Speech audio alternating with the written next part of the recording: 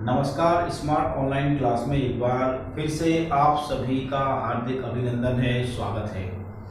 आज हम पढ़ने वाले हैं धातुओं के रासायनिक गुण के बारे में। पिछले वीडियो में हमने धातु क्या है, धातु के भौतिक गुणों का अवलोकन किया था और उसके पश्चात आज हम उसी श्रृंखला से द्वारा जुड़ने वाले हैं और पढ़ने वाले हैं धातुओं के रासायनिक गुण। तो रासायनिक गुण का तात्पर्य क्या होता है? देखिए, रासायनिक गुण से तात्पर्य है कि कोई भी जो अभिक्रिया होती है, जैसे रासायनिक अभिक्रिया, तो कोई भी रासायनिक अभिक्रिया यदि संपन्न होती है तो रासायनिक अभिक्रिया के समय या पश्चात, यानी कि रासायनिक अभिक्रिया के बाद जो इफेक्ट या प्रभाव दिखता है वो क्या कहलाता है? वह वास्तव में एक प्रकार से रासायनिक गुण कहलाता है। जैसे हम सभी जानते हैं कि लोहा जो होता है, आयरन पर जब नमी और वायु की क्रिया होती है तो आयरन ऑक्साइड बनता है। आयरन ऑक्साइड माने एक अलग प्रकार का प्रभाव दिखाता है जो पिछले से पूर्णतः क्या होता है? भिन्न होता है, अलग होता है। ठीक है ना? तो यहां पर आज हम पढ़ने वाले हैं ऐसे ही धातुओं के जो मेटल है उसके जो रासायनिक गुण हैं वो कौन कौन से रासायनिक गुण हैं। ठीक है, तो ध्यान से सुने, धातुओं के रासायनिक गुण।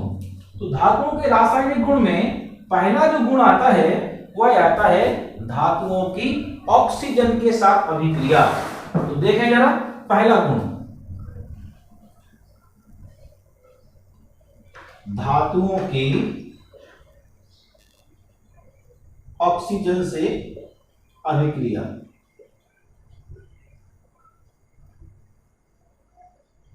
ठीक है, तो धातुएं जो है ऑक्सीजन से क्रिया करती हैं। ऑक्सीजन से क्रिया करती हैं तो क्या बनाती हैं? धातुएं जो है अपने आप को उसके ऑक्साइड में चेंज कर लेती हैं, यानी कि धातु ऑक्साइड के रूप में परिवर्तित हो जाती हैं। तो पहला गुण क्या है? पहला गुण कहता है धातुओं की ऑक्सीजन से क्रिया, अर्थात धातुएं जो धातुएं हैं वह O2 से क्रिया करके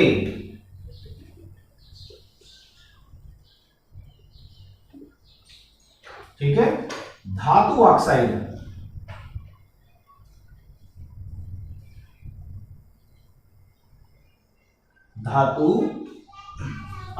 बनाती हैं।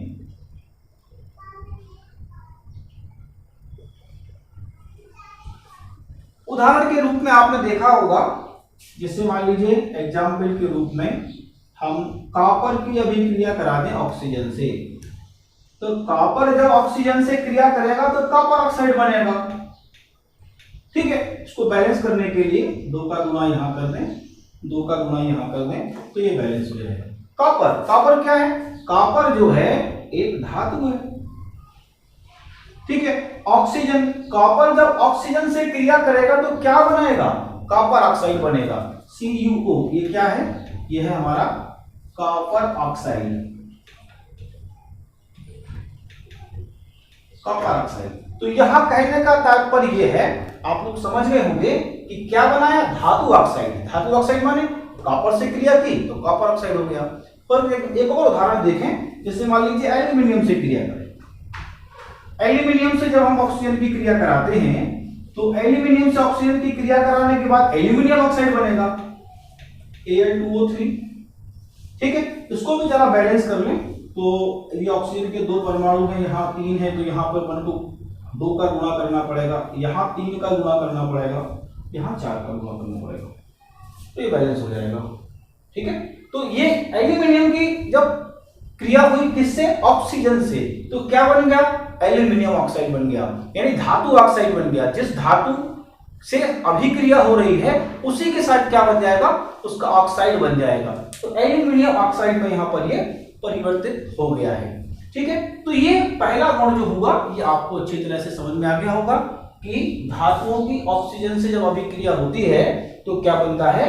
धातु ऑक्साइड बनता है। ये देखिए, ये जो है एल्यूमिनियम ऑक्साइड, एक बात और बता दें, जब आप किताब में थोड़ा सा बारीक पढ़ेंगे तो कुछ और जानकारी भी आपको मिलेगी। कि एल्यूमिनियम ऑक्साइड जो है एक प्रकार से उभयधर्मी ऑक्साइड है। इसका मतलब क्या है? अरे ये ऑक्साइड तो है ही, इसमें आपको बदलना नहीं है, ये एल्यूमिनियम ऑक्साइड तो है ही, लेकिन उभयधर्मी ऑक्साइड भी है। तो कई बार एग्जाम में हमसे पूछ लिया जाता है कि उभयधर्मी ऑक्साइड क्या है या उभयधर्मी ऑक्साइड किसे कहते हैं।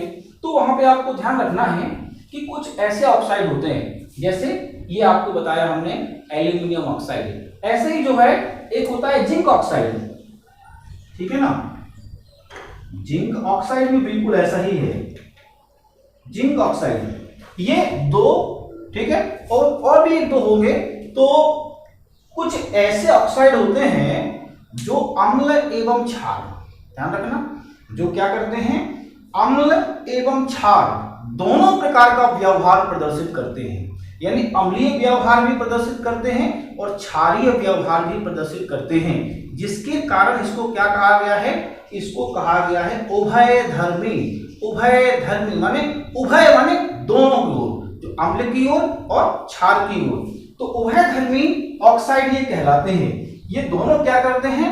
अम्ल एवं क्षार से रासायनिक अभिक्रिया करके क्या बनाते हैं? लवण बनाते हैं और पानी का निर्माण भी करते हैं। उदाहरण के रूप में जैसे मान लीजिए Al2O3, ठीक है, ये उभयधर्मी ऑक्साइड है। उभयधर्मी ऑक्साइड है माने किसका? ये जो है एल्यूमिनियम ऑक्साइड उभयधर्मी ऑक्साइड है।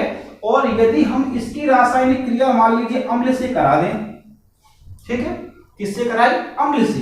हमने बताया ना आपको कि ये दोनों प्रकार के व्यवहार प्रदर्शित करता है, अम्ल के साथ भी करता है और क्षार के साथ भी करता है। तो यहां हमने पहले अम्ल से अभिक्रिया कराई, तो अम्ल से अभिक्रिया कराने के बाद क्या बनेगा? लवण बनेगा और पानी बनेगा। तो क्या बन जाएगा? एल्यूमिनियम क्लोराइड बन जाएगा भाई, Al2Cl3 और प्लस क्या बनेगा? पानी बनेगा। इसको बैलेंस करना है तो यहाँ आपको 6 का गुणा करना पड़ेगा और यहाँ आपको 2 का गुणा करना पड़ेगा। तो ये जो है ये क्या बन गया? यह एक लवण बन गया, ठीक है, और पानी बन गया।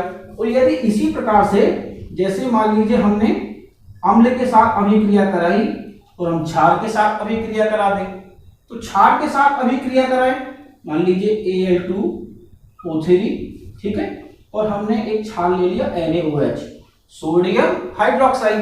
तो सोडियम हाइड्रोक्साइड से अभिक्रिया कराने के बाद क्या बनेगा भैया? ये बनेगा सोडियम एल्यूमिनेट, ठीक है, क्या बनेगा अपना? सोडियम एल्यूमिनेट, यानी कि NaAlO2, ठीक है, और क्या बनेगा? पानी बनेगा। तो ये भी एक लवण है, ठीक है। सोडियम एल्यूमिनेट क्या है? एक लवण है। बैलेंस करने के लिए यहाँ पर अपन को 2 का गुणा करना पड़ेगा, यहाँ भी 2 का गुणा करना पड़ेगा। तो यहाँ पर अम्ल और क्षार दोनों के साथ ये क्या करता है? क्रिया करता है। अम्ल और क्षार दोनों के साथ क्रिया करने के कारण इसे एल्यूमिनियम ऑक्साइड को हम उभयधर्मी ऑक्साइड भी कहेंगे। एग्जाम में अगर आपसे पूछ लिया जाए कि उभयधर्मी ऑक्साइड क्या होते हैं, कुछ उदाहरण दीजिए, तो आपको परिभाषा में यही लिखना है कि ऐसे धातु ऑक्साइड जो अम्ल एवं क्षार दोनों के व्यवहार प्रदर्शित करते हैं, उन्हें हम क्या कहेंगे? उभयधर्मी ऑक्साइड कहेंगे।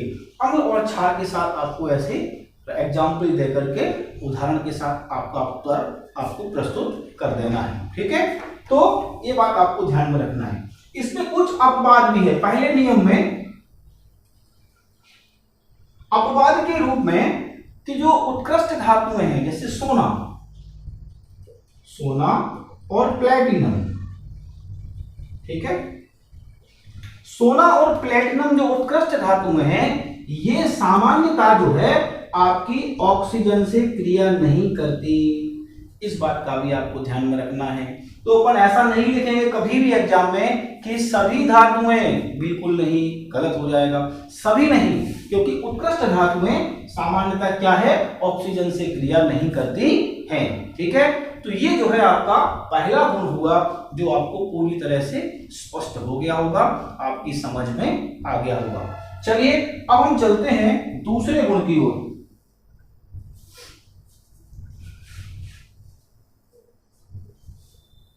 तीसरे गुण में हम जानेंगे यहाँ पर कि धातुएं अम्ल के साथ क्रिया किस प्रकार से करती हैं। तो देखिए, धातुएं अम्ल से क्रिया करके लवण बनाती हैं और हाइड्रोजन गैस मुक्त करती हैं। ठीक है, तो तीसरा गुण क्या है? धातुओं की अम्ल के साथ क्रिया। तो लिखेंगे अपन, धातुएं अम्ल से क्रिया करके, ठीक है, हाइड्रोजन गैस मुक्त करती हैं।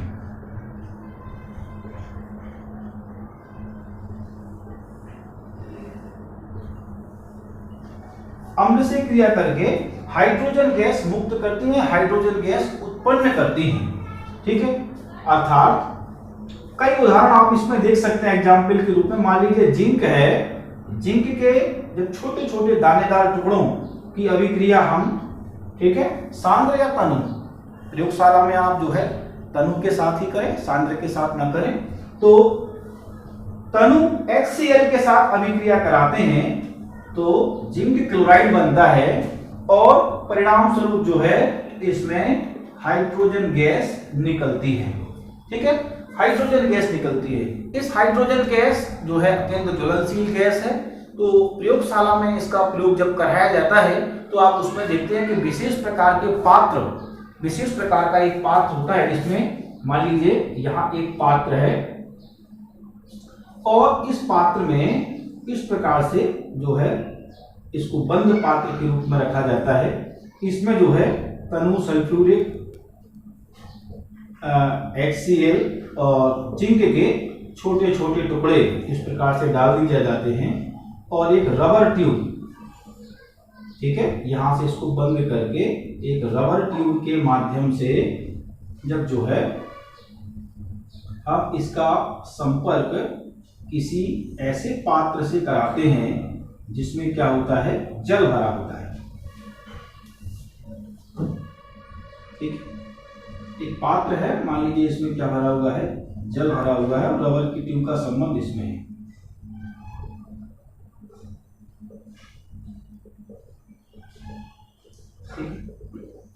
तो हम सब जानते हैं कि जैसे ही गैस जल के अंदर प्रवेश, इसके अंदर क्या है, इसके अंदर जो है आपने देखा है कि ये इसमें जिंक है और प्लस क्या है, HCl है, दोनों है।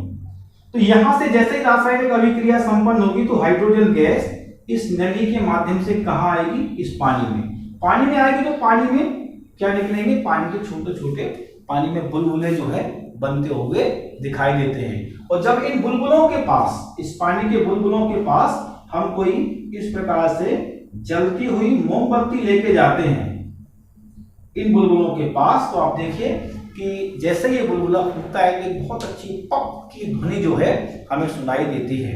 तो यहाँ पर कहने का तात्पर्य है कि हाइड्रोजन गैस निकलती है क्योंकि हाइड्रोजन गैस कैसी है, एक ज्वलनशील गैस है। ठीक है, और भी उदाहरण आप लिख सकते हैं, जैसे मान लीजिए यदि हम जिंक की जो क्रिया है वह तनु सल्फ्यूरिक अम्ल H2SO4 के साथ करा दें तो भी परिणाम तो वही रहेगा, यानी कि जिंक सल्फेट बनेगा और परिणाम का क्या होगा, हाइड्रोजन गैस मुक्त होगी।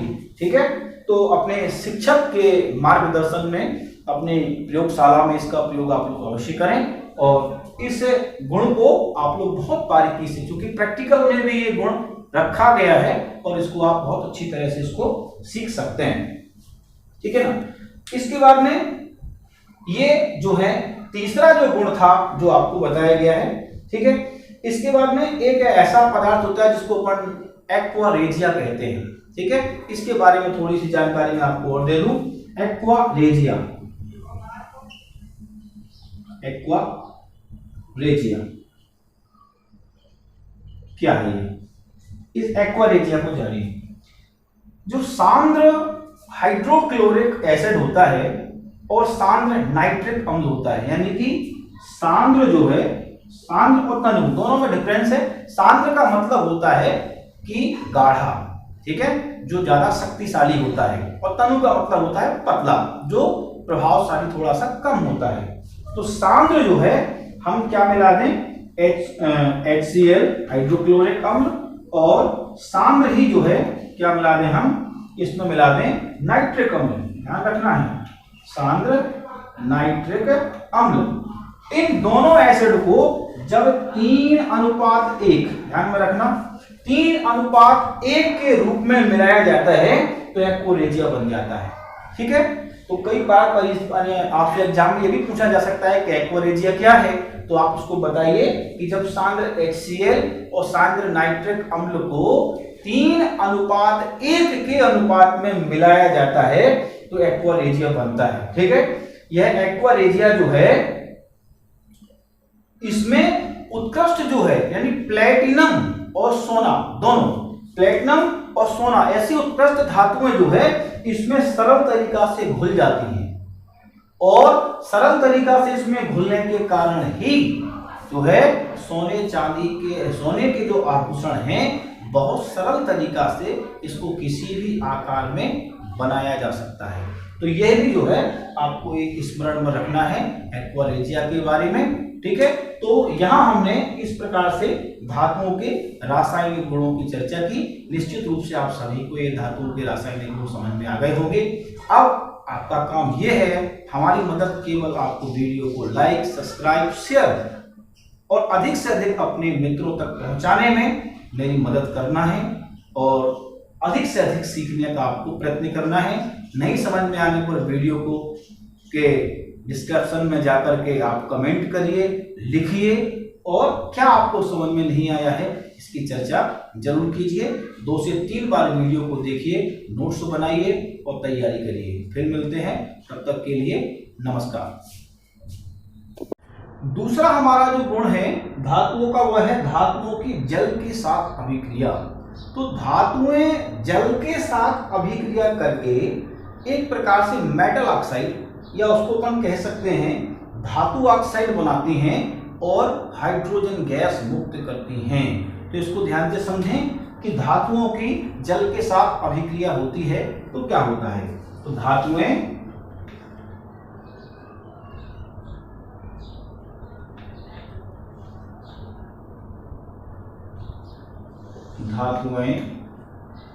जल यानी कि H2O के साथ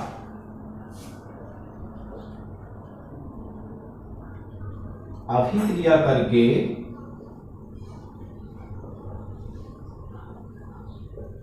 धातुएं जल के साथ अभिक्रिया करके मेटल ऑक्साइड या जिसको कहेंगे अपन धातु ऑक्साइड,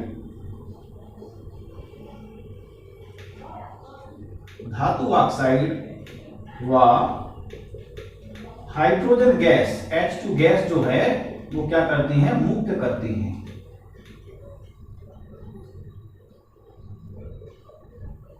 ठीक है, उदाहरण के रूप में आप देख सकते हैं, जैसे मान लीजिए हम सोडियम धातु की यदि पानी के साथ अभिक्रिया कराएं, ठीक है, तो क्या बनेगा, ये बन जाएगा सोडियम हाइड्रोक्साइड। ठीक है, NaOH, और क्या मुक्त होगा, हाइड्रोजन गैस। इसको बैलेंस करना है तो यहाँ 2 का गुणा कर दीजिए, यहाँ भी 2 का गुणा कर दीजिए, और यहाँ भी आपको हाइड्रोजन में 2 का गुणा करना पड़ेगा, 4 है क्योंकि। ठीक है, तो यहाँ एक प्रकार से देखिए ये सोडियम हाइड्रोक्साइड बना, और परिणाम स्वरूप क्या होगा कि यहाँ हाइड्रोजन जो है एक ऊष्मा के साथ निकलती है, ताप के साथ निकलती है, इसलिए इसको हम यहाँ पर ऊष्माक्षेपी अभिक्रिया भी कह सकते हैं। ऊष्माक्षेपी अभिक्रिया भी इसको हम कह सकते हैं, उदाहरण के रूप में आप इसको लिख भी सकते हैं। और उदाहरण देखें, मान लीजिए हमने पोटेशियम, ठीक है, इसकी अभिक्रिया यदि मान लीजिए हमने पानी से कराई, जल से कराई, तो क्या बनेगा भाई, पोटेशियम हाइड्रोक्साइड बन जाएगा KOH, और क्या मुक्त होगा, यहाँ भी हाइड्रोजन हमारी मुक्त होगी। इसको बैलेंस करने के लिए 2 का गुणा यहाँ करना पड़ेगा, 2 का यहाँ करना पड़ेगा। ठीक है, इसी प्रकार से बहुत सारे उदाहरण आप लिख सकते हैं। जैसे मान लीजिए आपने मैग्नीशियम के साथ रासायनिक अभिक्रिया कराई, तो यहां पर क्या बन जाएगा, मैग्नीशियम हाइड्रोक्साइड बन जाएगा, MgOH, और क्या मुक्त होगा, हाइड्रोजन गैस। ऐसे ही मान लीजिए आयरन के साथ आपने अभिक्रिया कराई, ठीक है, लोहा के साथ रासायनिक अभिक्रिया संपन्न होगी, तो क्या बनेगा, आयरन ऑक्साइड बन जाएगा। Fe3O4, ठीक है, और इसमें भी क्या होगी, हाइड्रोजन गैस मुक्त होगी। इसको बैलेंस करने के लिए भी आपको क्या करना पड़ेगा भाई, यहाँ पर 4 का गुणा करना पड़ेगा, तब ये, और यहाँ पर भी 4 का गुणा करना पड़ेगा, तब ये बैलेंस में हो जाएगा। तो यहाँ पर आपको परिभाषा समझ में आ गई होगी कि धातुएं जो है वह जल के साथ अभिक्रिया करके धातु ऑक्साइड बनाती हैं और हाइड्रोजन गैस मुक्त करती हैं। यहाँ पर एक रासायनिक अभिक्रिया, इसको थोड़ा सा हम लोग जरूर ध्यान से समझेंगे। ये यहाँ पर जो है यह लोहे पर जंग लगने की अभिक्रिया है। एग्जाम में हमसे पूछा जाता है कि लोहे पर जंग लगने की अभिक्रिया को समझाइए, ठीक है। तो आपने देखा होगा कई बार खुले में बरसात के समय जो लोहा है यदि खुले स्थान पर पड़ा हुआ होता है तो उस पर यदि पेंट वगैरह ना हो, ठीक है, उस पर चिकनाई ना हो, तो आप देखते हैं कि धीरे धीरे करके वह जो है उस पर एक आयरन ऑक्साइड की परत लगती जाती है जिसको जंग कहते हैं, और धीरे धीरे क्या होता है, ये लगातार रासायनिक अभिक्रिया होने से उस लोहे की गुणवत्ता क्या हो जाती है, क्षीण होती जाती है और लोहा कमजोर पड़ता चला जाता है। तो यहाँ पर लोहे पे जंग लगना, तो लोहे पे जंग लगना क्या है कि लोहा ठंडा पानी हो अथवा हवा, वायु हो, ठीक है, गर्म पानी नहीं, ठंडा पानी। लोहा जो है ठंडा पानी अथवा हवा, इसको पर नमी के साथ जब अभिक्रिया करता है तो आयरन ऑक्साइड बनाता है, ठीक है। क्या बनाता है, आयरन ऑक्साइड, जो लोहे की सतह पर, माने ऊपरी सतह पर धीरे धीरे करके क्या होता है, चढ़ता जाता है, यानी कि ऊपर जो है आयरन ऑक्साइड लोहे पर रखा हुआ आप देख सकते हैं, कई परतें उसकी जमी हुई होती हैं जो लोहे को खराब कर चुकी होती हैं, ठीक है। तो आयरन ऑक्साइड बनता है। तो लोहे पर जंग लगने की क्रिया आप लोग साधारणतः समझ गए होंगे। आपको इस प्रकार से लिखना है कि ठंडा पानी अथवा वायु में उपस्थित नमी जब लोहे के साथ अभिक्रिया करती है, आयरन के साथ अभिक्रिया करती है, तो परिणामतः क्या बनाता है, आयरन ऑक्साइड बनाता है, ठीक है। और यही आयरन ऑक्साइड ही क्या कहलाता है, जंग कहलाता है, ठीक है। अब कई बार प्रश्न आ जाता है कि इसको रोकने के क्या उपाय है भाई, तो आप उसमें रोकने के उपाय भी बहुत सारे लिख सकते हैं। आपने पूर्व कक्षा में पढ़े हैं, जैसे पेंट करके अथवा उसको वार्निश कर दिया जाए तो आयरन ऑक्साइड की परत जो है जमने से अपन उसको रोक सकते हैं। होता क्या है कि जैसे अपन उसको पेंट करते हैं, ये मान लीजिए कोई लोहा है और इस पर आपने एक परत लगा दी, तो एक परत लगाने के बाद होगा क्या कि जैसे ही वायु और नमी इसकी परत से टकराएगी तो ये इससे रासायनिक अभिक्रिया इसकी संपन्न नहीं हो पाएगी।